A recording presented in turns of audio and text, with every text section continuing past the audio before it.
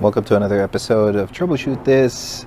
My name is Chris, and in this one we are not troubleshooting anything. I just wanted to give you guys a little entertaining video on how I put graphics, or in this case how I etch glass onto side panels for basically custom builds and just additional designs. So with that being said, let's get started. Alright, so for this project I prefer using a blaster, basically an air eraser is what they call it. And the reason why is this literally scratches the glass for your design. And unlike those etching creams, I have tried it once and I did get some inconsistency with the results. I don't know if it's due to the dirt on the glass, or if it's the amount of cream that was on one area versus some on the other areas. It's just, for me, a lot of inconsistency as compared to this model here, which is the Master Air Eraser right there. I don't know if I have a model number on here, but okay, it is the model G78 Air Eraser. So there you go. If you want to pick this up, just search for Master Airbrush G78 Air Eraser on Amazon or eBay or wherever you buy your craft stuff. It is one of the best that I've tried. It doesn't clog at all as long as you're using the right grit of etching compound on it. And yeah, it gave me a lot of designs that I've done that are very consistent. There's no I would say there's no shading or shadowing on the final etched result, and I find that very good for what I needed to do. So I will attach my air hose here just to show you guys how this is done. Sorry, my camera can't get any wider than this, so I think I'm at like 24mm, so it should be okay. Okay, it comes with a hose here and a little air filter there, but I've seen on the reviews that people don't really trust these, so I have my own air hose attached to a moisture filter that it'll go into my my compressor here, and that is what we are going to use to etch this nice flower pattern on this pink glass panel here. I'll show you guys the glass panel. There it is. And it is one of my side projects for work, to create little custom PCs and have them designed for the season, I guess, as you may call it. So it is very nice. I like having custom designs. Okay, so let me plug this into my air compressor. Okay, so going on to my compressor here, I will plug it in like so. There we go. Sorry about that. And pressure for this, since we are working with glass, should be set to 65.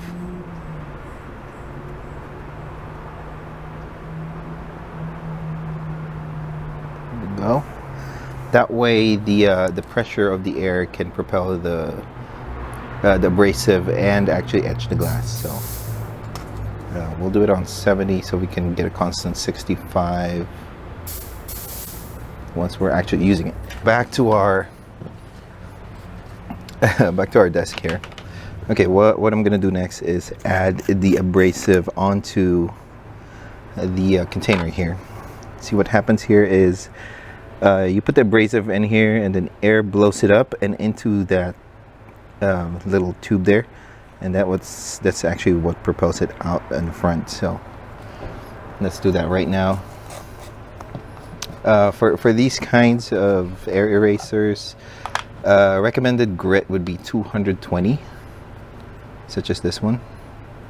It's very fine. If I can have this focus, I'll show you guys. See, it's like really fine grained sand right there.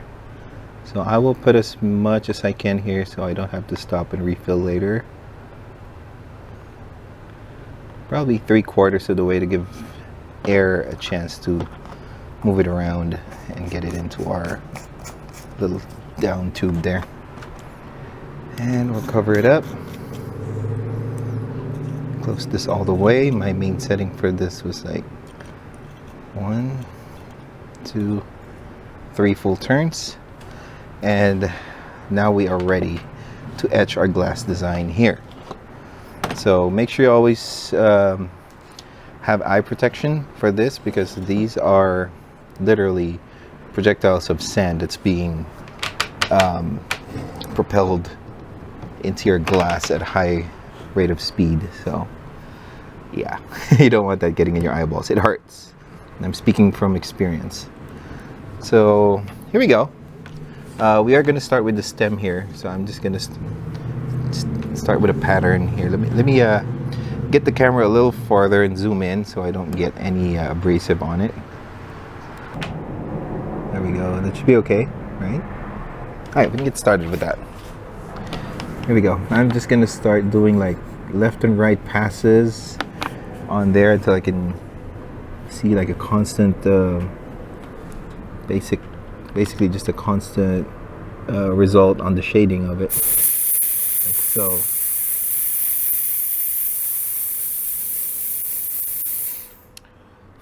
Okay, this was a bad idea.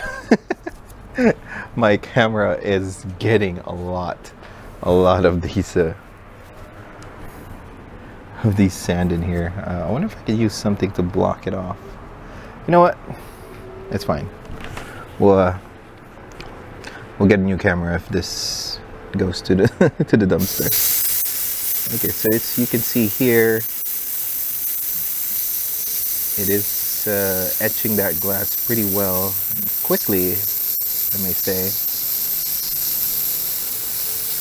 I like to start with you know, when you're painting and you're just starting off with like a light coating, just to get everything started. Same as this one too. Oh, had a little too much over there. Alright, so I'm going on the second pass, and on this one I'm making sure that the abrasion pattern is even. Everything is a uniform kind of a gray color.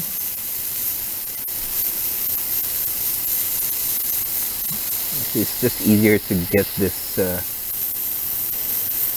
all uniform when you're working with an air eraser or like an etcher like this, because you can see the actual shading as it happens. You're not just waiting for cream to kind of like do its thing, and in the end, if it doesn't work out, then it's kind of on you, honestly. But having this effect will diffuse the light from inside the computer and give this one a nice kind of a pattern to it once it's done.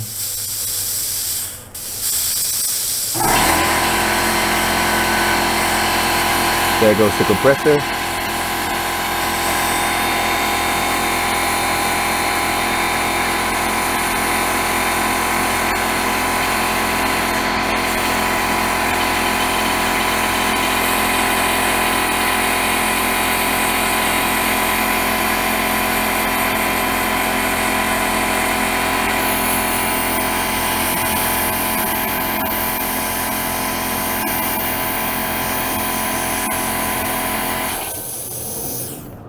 So if you can see this, like the shading on it is very, very uniform from bottom to top. So this is what I am after, to get the most consistent light diffusion that I can get from the RGBs inside the computer, and it is very nice. So I am not going to bore you guys with the whole process here with everything. So I'm gonna go through with it, maybe do a time lapse and show you guys what it will look like once it's done.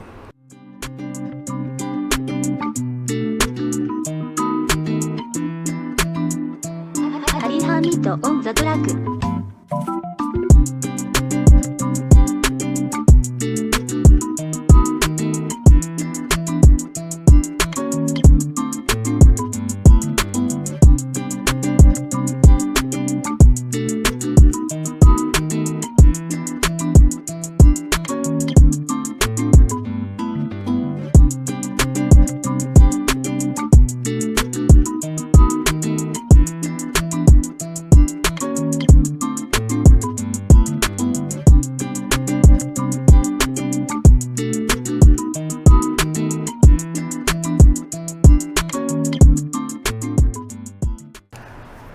All right, here we go. That that time lapse I tried to do, or coverage that I tried to do for the whole process didn't work out because my camera overheated twice. And after letting it cool down and a couple of like lemonades later, we finally got it done. So we are now going to take off the stencil to see the finished part on this project. So let's remove this all together so that you can see. I did have to take a couple of minutes to literally spray everything down because the whole table was covered in the aluminum oxide blast media, and everything was really dusty. And so I'm just gonna peel what I can here in one big part and then we're gonna peel everything else later on, the leftovers, just so we can see the details that we did on this one from this stencil. So I'm gonna start on this side again. So I did also bump up the pressure from the compressor from 65 to 70, and it gave me a lot better spray pattern for the blast media, and it turned out really well. I actually finished it faster than I anticipated. I did go over it one more time before I finished up and cleaned it all up. That way I can see if there's any inconsistencies. The thing here is, if there are any inconsistency with the glass etching, it's going to be due to the user error. And like I said, compared to those cream ones, basically the cream does the work. And if everything is not satisfactory in the end, then you're stuck with what you've done. If it is being done on the glass panel like this, where there's no going back once you do your design, the good part about this is I can take a final glance at the finished product before I take the stencil off. And if there are any parts of it that are kind of what do you call that, where light still passes through, then I could go over it again and make it even and consistent with the others. So that's one advantage. So just gonna keep doing this. We still have to clean this with alcohol afterwards, but it is looking good already. I like how the shadings came out on this one.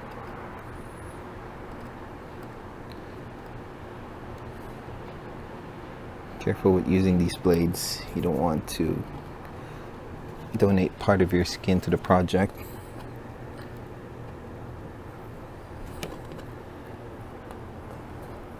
There we go.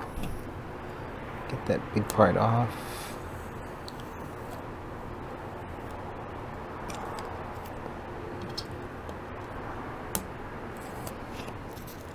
It is already looking nice. And this is just part one of what we're trying to achieve on this custom design computer. So stay tuned. As soon as I do the other parts of this build, I will definitely record it so I can share it with you guys. And you can see that we're not just about fixing stuff here, we're also about creating stuff. And yeah, easy, simple projects that, you know, if you have time in your day, you can actually do it too. So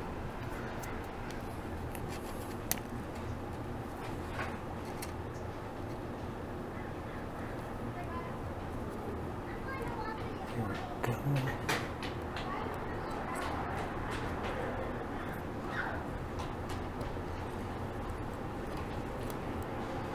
Also, if you plan on doing this too, I would recommend doing it in an outdoor area, just because there is so much debris that will be flying everywhere.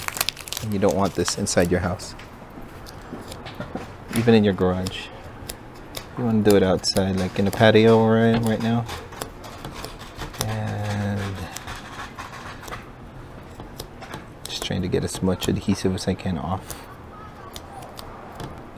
I'm definitely gonna clean this out with the alcohol after. But here. There we go, guys. There is the final product. Shoot my camera a bit here, so you can see the excellent consistency of the etching from the blast media that we used, and it is looking great. And then that is the entirety of the design on this pink side glass panel.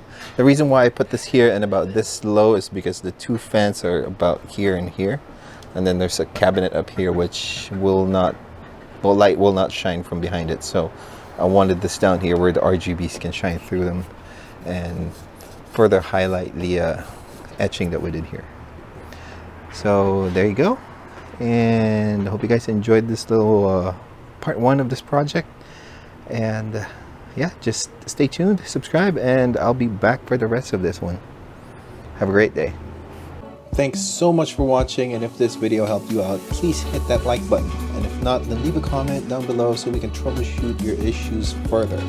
And lastly, don't forget to click that subscribe button and that bell icon as well so you can be notified of the new helpful troubleshooting videos once they are uploaded. We'll see you on the next one.